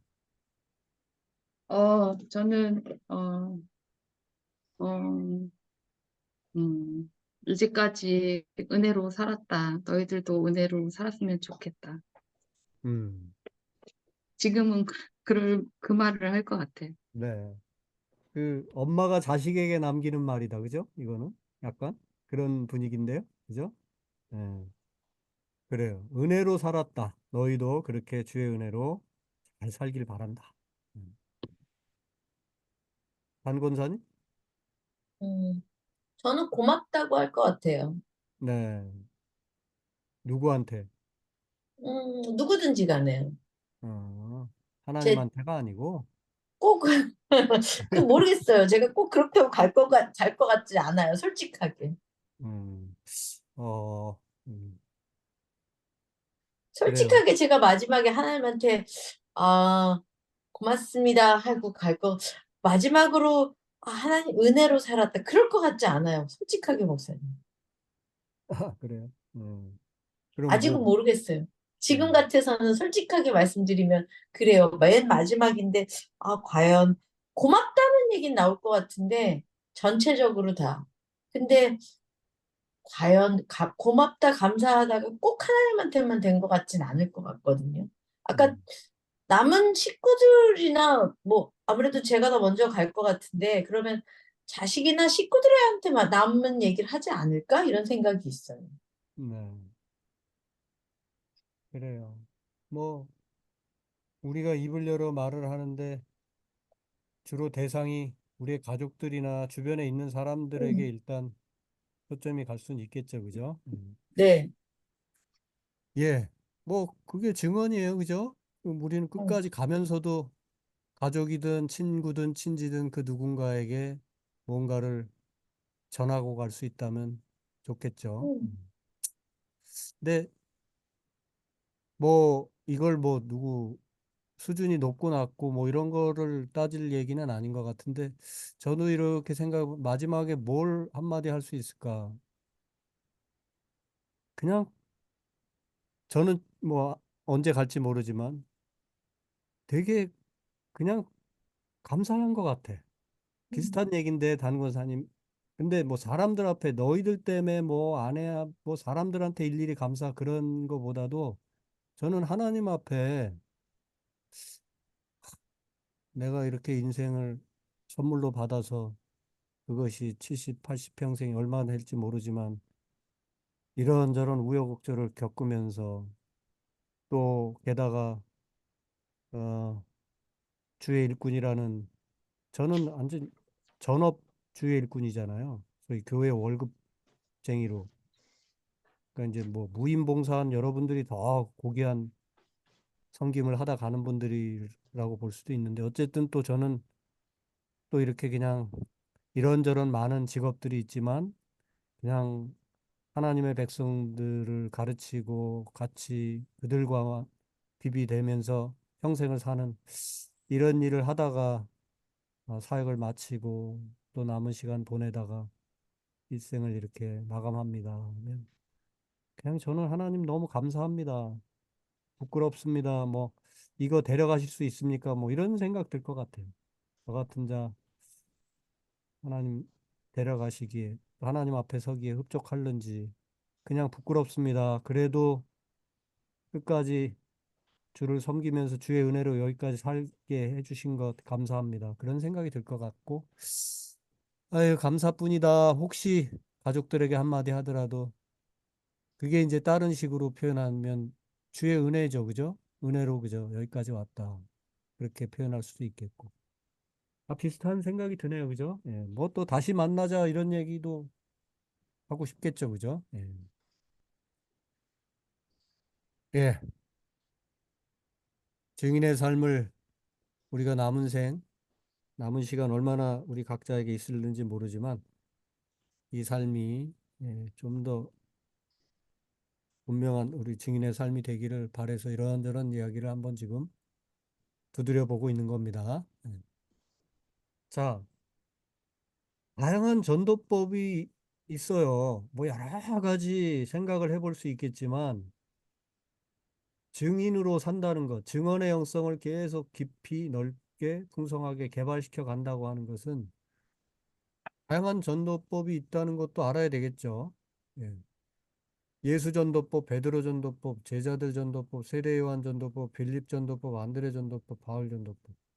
이 모든 걸 우리가 다 활용할 수는 없지만 아마 여러분 각자는 여기에 특화된 여러분 나름의 어떤 그 무엇이 또 있을 거예요.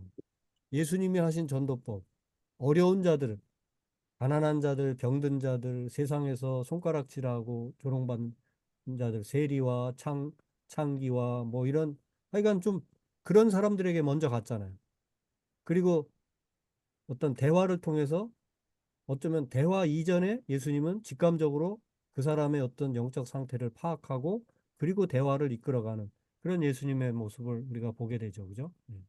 그래서 이런 예수님의 전도법이 있고 베드로 전도법은 타인에 대한 선입견을 버려라 이건데 이거는 특히 어디에 관련된 얘기입니까? 누구 만나는 일? 하나님 믿지 않는 사람. 성이 고씨인데 이방인, 성이 고씨라고요. 이름을 말해봐요. 오늘 고넬료. 응, 어. 예.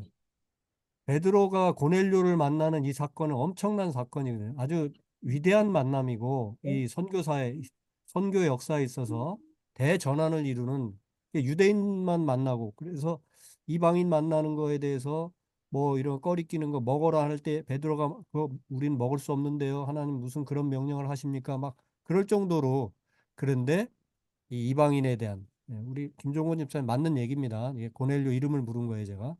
이방인, 이 타인에 대한 선입견을 버리고 결국 만나게 되면서 복음의 지경, 소위 복음 전도의 지경이 확 넓어진 거죠. 그리고 이제 한 번 더 넓어지는 게 이제 바울을 통해서 완전히 이제 지역과 이 모든 것들을 다 넘어서 이제 그 확대돼 가는 과정. 예. 자, 제자들 전도법은 뭐였습니까? 제자들은 아까 예수 만난 자들, 또 예수님을 따르던 자들, 그들이 나가서 행했던 그 전도는 다 내가 예수를 만나니까 이렇게 좋더라. 이런 일이 있더라 하면서 와 보라 뭐 막 주로 이런 거예요. 예, 물론 와 보라는 이제 또 뒤에도 한 번 더 나옵니다만. 그래서 어쨌든 제자들의 전도법은 내가 나음을 입었어. 예수가 나를 이렇게 변화시켰어. 체험을 바탕한 간증을 통해서 전도하는 거죠. 뭐 이런 일들이 우리가 하기에는 또 좋은 전도법이죠. 베드로 전도법도 우리가 이 독일 땅, 유럽 땅에 나와 살면서 많은 어떤 민족, 열방들을 이렇게 접촉할 수 있는 훨씬 더 많은 기회가 있잖아요. 그죠? 그런 기회를 이렇게 외면해 가지 않고 그들의 틈틈이 복음을 전할 수 있다면 베드로 전도법도 우리에게 매우 유효하고요. 그다음에 세례 요한 전도법. 이거는 이제 사회의 양심이 되는 거죠. 들판의 소리가 되는 거예요. 정의의 소리가 되고 평화의 소리가 되고. 그래서 야, 저 사람은 진짜 예수 제대로 믿는구나. 이제 이런 거. 이제 그런 것들을 통해서 또 우리가 어, 어? 예를 들면 아무도 관심 안 갖는 사회 뭐 예수 전도법과도 일맥상통합니다마는 어떤 어, 소외된 자들 또 인권 침해 당한 자의 편에 서가지고 그들과 함께 울어주고 함께하는 그리고 이것이 정의입니다라고 외치는 이런 방식을 통해서 아, 교회도 살아있구나. 아, 저것이 바로 하나님의 목소리구나. 저것이 바로 살아있는 예수의 모습이구나. 이렇게 해서 또 복음을 전도하는 방식이 있고. 빌립 전도법. 여기 빌립은 빌립 집사가 아니라 사도 빌립이죠. 일단 와보라. 예. 야, 일단 와서 보라니까. 이런 전도도 충분히. 아이고, 내가 뭐 복잡하게 설명 안 해도 일단 우리 교회 한 번만 나와봐. 그래서 우리 목사님 설교 한번 들어보고 성도들과 한번 이렇게 같이 식사도 하고 교제를 좀 나눠봐봐. 행복할 거야. 일단 와보라니까. 이렇게 전도할 수 있죠. 안드레 전도법. 베드로가 나오기 전에 안드레가 먼저. 이렇게 내가 먼저 믿게 됐는데 이제 차곡차곡 주변의 형제 자매들에게 친지들에게 계속 복음을 전하는 안드레 전도법, 바울 전도법. 이건 뭐 이방인들을 향해서 계속 이리저리 이 지역 저 지역 다니면서 때로는 아테네 가서 또 이제 우리 다음 주에 보겠습니다만은 멜리데에서는 기적을 통해서 복음을 전도하기도 하고 로마에 가서는 말씀을 열심히 가르치면서 상대의 형편이나 눈높이에 맞춰서 복음을 전하는 이런 여러 가지 방식의 다양한 전도법이 있습니다. 이 중에 여러분들이 잘할 수 있는 걸 하시면 돼요. 이 모든 걸 다 잘하려면 힘들지만 분명히 이 중에 한두 가지는 여러분들이 비교적 남들보다는 신경 써서 조금만 내가 어떻게든 증인의 삶을 예수 증인의 삶을 살아야 되겠다라는 그런 분명한 마음을 갖게 된다면 요 중에 뭐가 하나 있어요. 서민규 집사님 제일 눈에 띈 게 뭐예요? 아, 나는 요건 거 같은데 뭐 이런 거 있었어요? 단 음, 권사님. 저요? 네. 어, 만약에 한다면 바울? 음. 눈높이에 맞춰라. 네. 근데 만약에 한다면 이거 뭐예요, 그게? 네? 전도가 자신이 제일 없어요. 아니, 솔직하게. 아니, 바울 전도법을 가지고 제가 앞으로는 이제 좀 열심히 살겠습니다. 이렇게 얘기를 해야지. 만약에 한다면 바울 전도법이 뭔 말이에요? 너무 솔직하네. 네? 네. 네. 자, 이 반어법으로 제가 들었습니다. 네. 서로의 좀 약점이라고 할까? 이런 것들을 좀 깊이 좀 마음으로 느끼면서 이제 앞으로는 철저히 복음의 증인의 삶을 살아가도록 애를 써야 되겠다. 그런 마음을 잡수신 거로 알고 단 저기 서민규 집사님 그새 생각했어요? 일단 외쳐보겠습니다. 일단 외쳐보겠다고 와보라고 네. 빌립 전도법을 한번 아 일단 한번 우리 교회 와봐 이렇게 말해주고 싶은 사람이 한두 사람이라도 주변에 있다는 얘기죠, 그죠? 의식 속에 뭐가 그죠? 예. 그렇지 네. 않으면 내가 그냥 어디 외딴 섬에 혼자 있다고 생각한다면 이 전도법은 해당되지 않죠. 그다음에 내가 만나는 사람 관계라든지 이런 것이 거의 없다고 보면 혹은 만나도 이런 얘기를 누가 들어줄 수 있을까? 이런 정도 생각이 든다면 어려울 텐데 일단 한번 와보지 정도는 한번 내가 해볼 수 있지 않을까? 또 그런 얘기를 듣고 한 번쯤은 와줄 사람도 있지도 않을까? 뭐 이런 생각이 들었다는 얘기 같아요. 그죠? 네. 오케이. 해보십시오. 일단 입을 떼는 게 참 어려운 것 네, 같아가지고. 입을 떼야 돼요. 네. 입을 떼야 됩니다. 제가 한국에 있을 때 그, 저희 그 교단 총회에 전도학교가 있는데 전도학교 일주일 동안 열심히 공부하고 마지막 날이 뭐냐면 이제 현장 실습 나가는 거예요. 근데 제가 전도학교 그 훈련 받을 때 현장 실습이 뭐였냐면 지리산을 등반하면서 복음을 전하는 거였어요. 그 내가 그 진행하는 그 저기 교수진한테 막 뭐라 그랬어요. 아니, 뭐 도시 길거리도 아니고 산을 오르면서 복음을 전하라는 게 전도하라는 게 제가 볼 때는 어려울 것 같습니다. 산을 오를 땐 다 세상 속세 뭐 이런 거 저런 거 다 뒤로 하고 그냥 아무 생각 없이 위를 보고 오르는 사람들인데 그 사람하고 같이 이렇게 보조를 맞춰서 올라가면서 뭔가 얘기를 계속 한다는 그 사람에게 방해되고 안 될 것 같은데요. 막 그랬는데 그래도 하라고. 그래서 할 수 없이 했어요. 그랬는데 되더라고. 물론 이제 이게 됐다는 게 어디까지냐면 올라가면서 대화가 안 될 줄 알았는데 대화가 되고 그리고 나중에 결국은 제가 잠시 한 1, 2분 정도 짧은 복음 제시 선물 받으시겠습니까? 안 받으시겠습니까? 선물 준다는데 안 받겠다는 사람 잘 없거든요. 제가 드리려는 선물은 바로 예수 그리스도십니다. 예수 그리스도 그 이름을 또 그분을 당신께 주고 싶습니다. 그래서 계속 걸어가는 중이기 때문에 뭐 이렇게 서가지고 뭐 이렇게 뭐 기도를 같이 한다든지 거기까지는 못 됐는데 뭘 할 수 있었냐면 제가 당신을 위해서 성경책을 한번 이거 좀 쉽게 잘 풀이된 그러니까 어려운 요즘 우리가 보는 성경책 뭐 가라사대 이르시되 이런 말은 되게 어렵잖아요. 근데 쉬운 말로 이렇게 풀이된 성경이 있었어요. 제가 이제 현대어 성경인데 현대어 성경을 한번 읽어보시면 좋겠다고 제가 성경책을 집으로 주소를 주시면 보내드리겠다고. 이 선물 받으시고 싶으냐고. 그래서 그 부산에 사시는 분인데 그분에게 이 성경을 선물로 보내드린 적이 있습니다. 어쨌든 산을 오르면서 어, 복음을 전하고 예수에 관한 기록이 돼 있는 그 성경책을 제가 선물로 보내드리겠다고.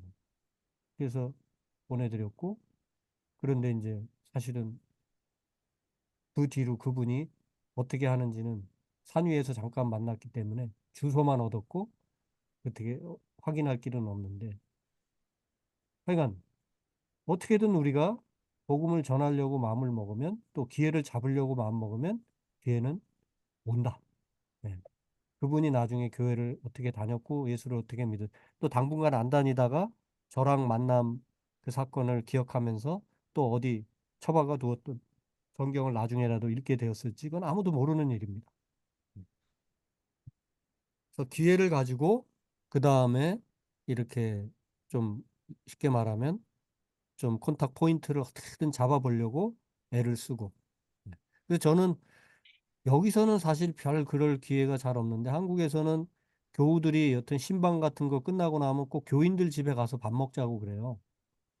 근데 저는 일부러 어, 교인 아닌 집, 교인들이 하는 집 식당에 안 가고 그냥 일반 식당에 주로 가고 그 다음에 교인이긴 교인이어도 1년, 2년 막 이렇게 장기 불출 오랫동안 안 나오고 계시는 분이 혹시 식당업을 한다든지 뭘 하면 그분께로 가죠. 익숙지 않은 분. 그래서 어떻게든 목사는 전도할 기회가 성도들보다 훨씬 적지만 저로서는 최대한의 기회를 가지고 사람들을 만나려고 했고 그렇게 어, 또 복음을 전하려고 그렇게 기회를 잡으려고 애를 썼던 것 같습니다. 예, 예, 다양한 전도법이 있다는 거. 자, 마지막 컷인데요. 제가 한두 번 말씀드린 것 같은데 바늘로 코끼리를 쓰러뜨리는 법 세 가지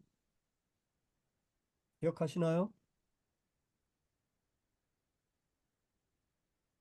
전, 전도를 위해서 이것은 사실은 전도법에 나오는 질문은 아니고요.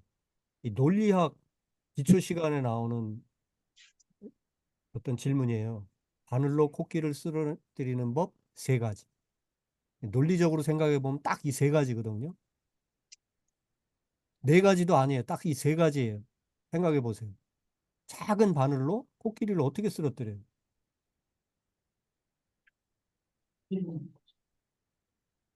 야, 얼마나 어, 논리 훈련을 논리학의 아주 생기초, 논리학 책을 펴면 몇 페이지 안 가서 나오는 이 질문인데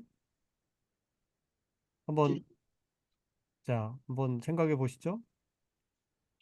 바늘로 코끼리를 쓰러뜨리는 법 세 가지. 원, 투, 쓰리. 쓰러질 때까지 찌른다. 오, 브라보. 맞췄어요. 근데 이렇게 쉽게 맞히면 나머지 두 개는 논리적으로 생각해 보세요. 지금 한 방법이 나왔는데 이게 맞아요. 이 한 방법이 지금 뭐였어요? 서 집사님? 쓰러질 때까지 찌른다. 네. 어쨌든 작은 바늘인데 이 코끼리를 계속 찌르면 뭐 그것이 100년이 1000년이 될는지 모르지만 언젠가는 쓰러지게 돼 있어요. 그렇죠? 논리적으로 맞죠? 네. 네. 쉬운 말로 죽을 때까지 찌른다. 네. 그게 한 방법이에요. 그럼 이제 뭐 뚫렸네. 논리적으로 생각해 보면 나머지 두 가지는 뭐가 되겠어요? 네? 한 번 찌르고 죽을 때까지 기다린다. 브라보. 그렇죠. 계속 찔러서 죽이는 방법이 있고 한 번 찌르고 계속 기다리면 언젠가는 쓰러지잖아요. 그죠? 논리적으로 맞죠, 그죠? 그러면 이제 나머지 하나는 쉽게 찾아질 수 있는데 논리로 생각해 보세요. 논리로. 죽기 직전에 찌른다. 누가 옆에서 지금 우리 네 사람 중에 말 같지 않은데? 네, 허지은 죽기. 집사가 저기 옆에 지은 있습니다. 집사님이 옆에 계셨구나. 화면에 없지만. 예, 브라보. 맞습니다. 자, 생각해 보세요. 이 셋 중에 세 가지일 뿐이에요. 죽을 때까지 찌른다? 찌르고 죽을 때까지 바라보고 지켜본다. 그 다음에 계속 지켜보다가 죽으려고 쓰러지려고 할 때 한 번 찌른다. 이 세 가지. 논리적으로 생각해 보면 딱 이 세 가지예요. 자, 왜 이 말씀을 드립니까? 이 세 가지 방법은 다른데 이 세 가지의 공통점이 하나 있어요. 찌른다. 찌른다? 네, 뭐 그건 당연히 그저 찌른다 공통점이고 또 하나 공통점이 있다면 어쨌든 죽는다. 쓰러진다. 네?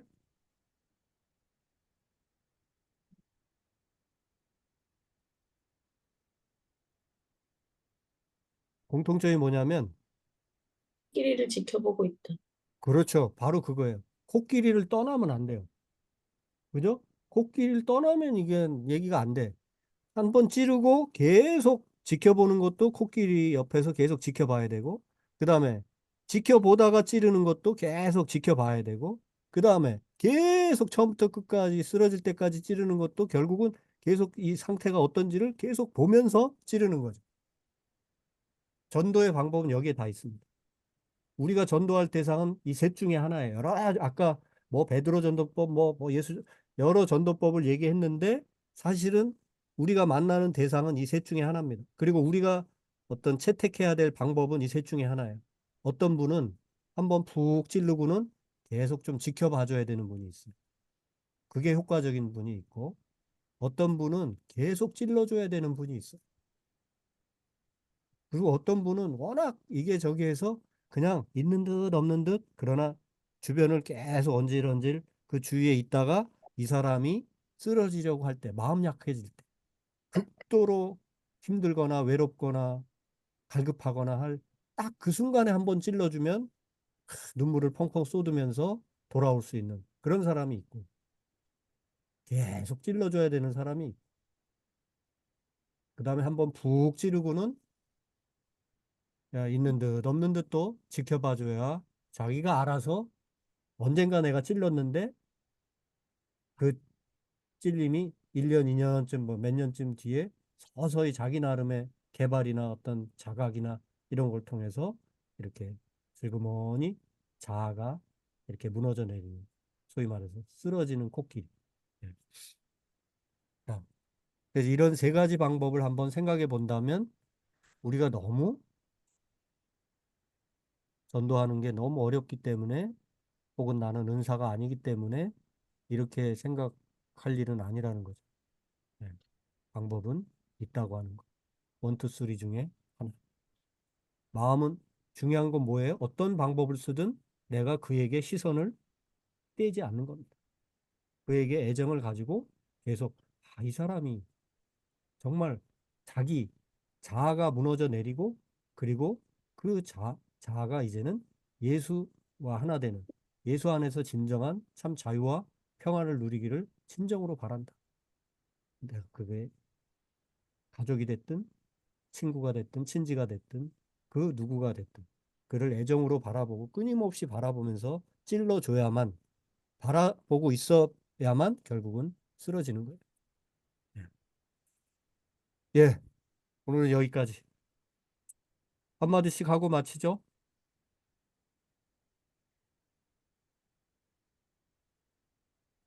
아까 시작하면서 말씀드린 대로 다음 주에는 예루살렘 영성 하나 더 하고요.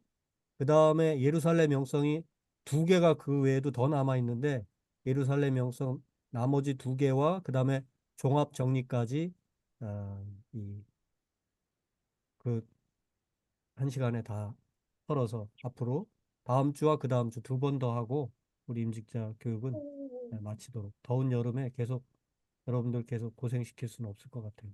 음.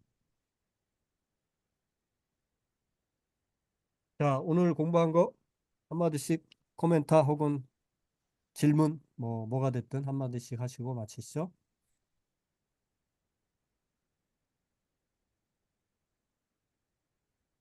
임종건 집사님부터. 네, 그 전도는 끝까지 포기하지 않고 계속해야 한다. 이렇게 음, 결론을 내렸습니다. 네. 끝까지 포기하지 않는 거 그게 되게 중요하죠, 그죠? 사실 관심을 끝까지 가져주는 거잖아요, 그게. 그러다 보면 사람이 반드시 약할 때가 있거든요. 외로울 때도 있고 힘들어질 때도 있고. 소위 말해서 계속 지켜보고 있고 관심을 가지고 있으면 내가 포기하지 않으면 기회가 온다는 거죠. 그죠? 네. 안 권사님? 어, 네, 저도 김정원 집사님이랑 비슷한데, 전도가 이렇게 끝까지 지켜보려면 애정이 필요하다는 걸 오늘 배웠네요. 네. 그렇죠. 네, 자, 그 힘들 것 애정, 같다라는 생각이 되게 많이 들었어요. 네, 그 애정을 쏟고 싶은 한 사람이 떠오르지 않나요? 한 사람이, 네, 한 사람쯤 있지 않을까 싶기도 해요. 있지 않을까 싶기도 예. 네, 네. 우물쩍 버물쩍거리는 아주 그 대표적인 표현이 뭐뭐 하지 않을까 싶기도 하면서 뭐 이런 네, 표현이죠. 네. 네, 네.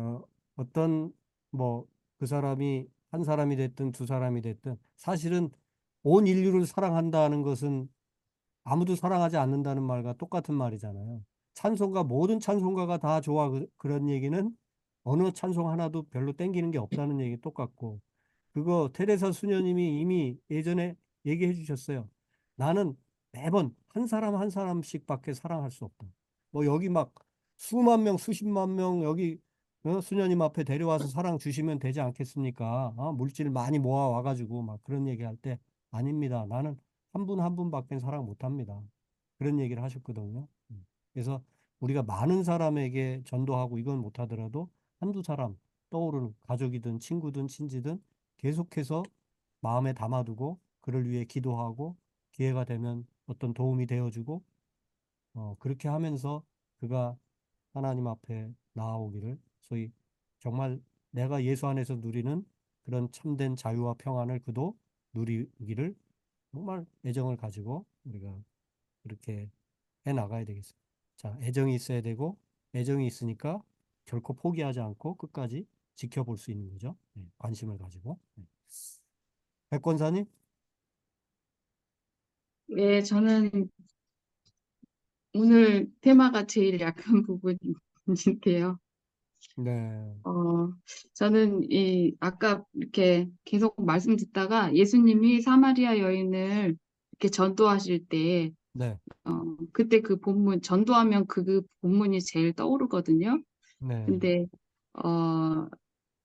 그때, 그 여인이 막, 어, 내게 말하는 내가 바로 그라, 그 소리를 들었을 때, 막 물동이를 버려두고 동네로 들어가서 다른 그 마을 사람들한테 다 말하니까 그 사건이 예수님을 만난 사건이 그게 너무 좋은 거예요. 이 사마리아 네, 여인이.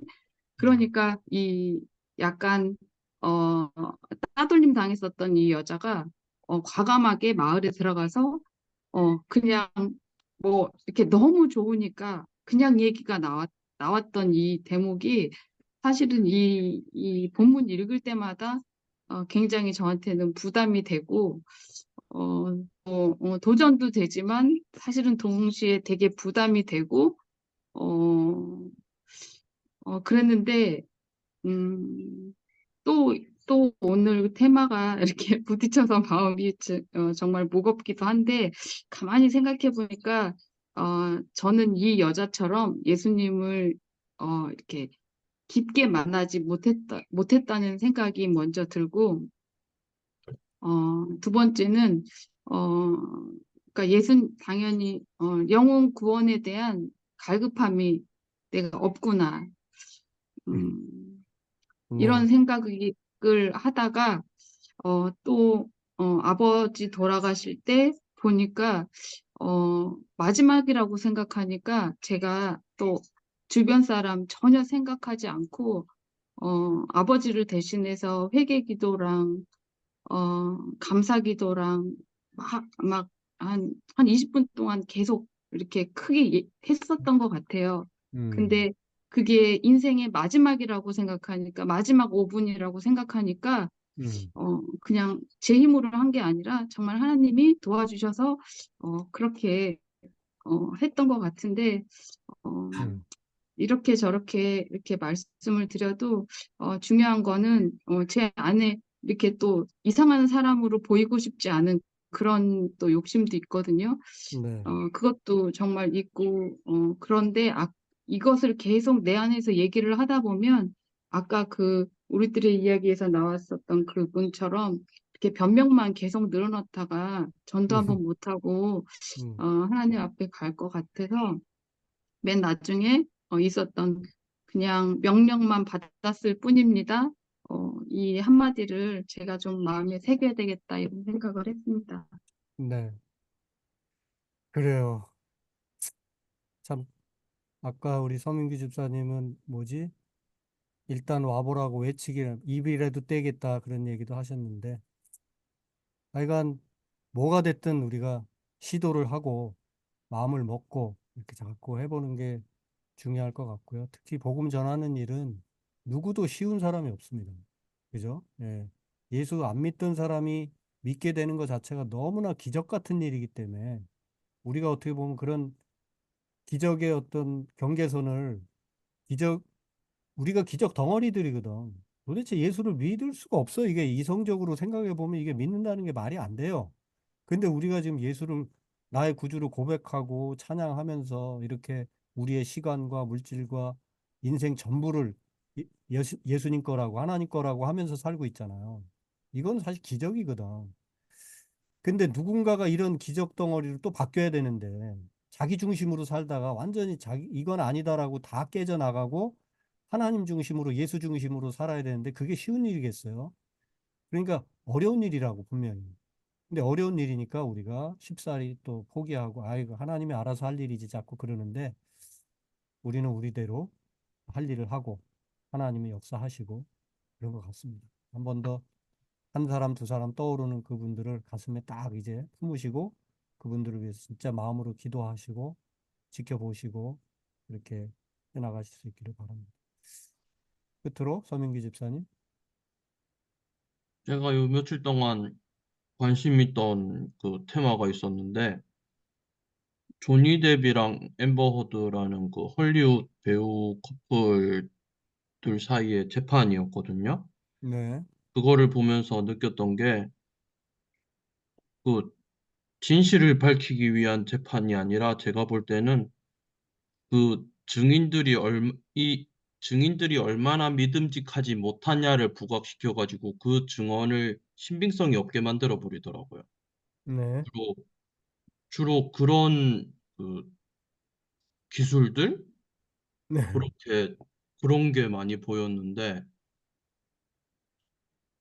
제가 세상 가운데서 이렇게 그 하나님의 말씀을 증언하는데, 먼저 좀 믿음직, 믿어 봄직한 증인이 되는 게 또 중요한 게 아닌가 하는 생각을 했거든요. 네, 맞습니다.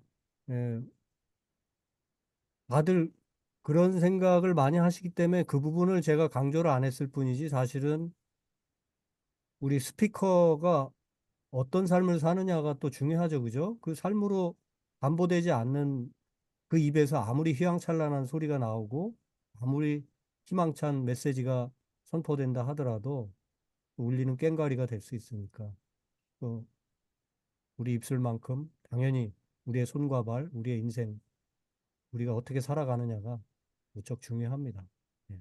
그러나 여러분들 사는데 만큼 신경 쓴 부분보다 어쩌면 우리 특히 선교교회 식구들, 우리 임직자들, 뭐 제가 또 그런 쪽으로 특수 훈련을 또 시킨 바도 별로 없는 것 같아서 입을 열어서 당장이라도 복음을 전할 수 있는 그런 기회들이 사실은 있음에도 불구하고 우리가 그 부분은 너무 닫아버리고 사는 것 아닌가 그런 거 해서 그 부분을 좀 강조해서 오늘 더 말씀을 드렸고요.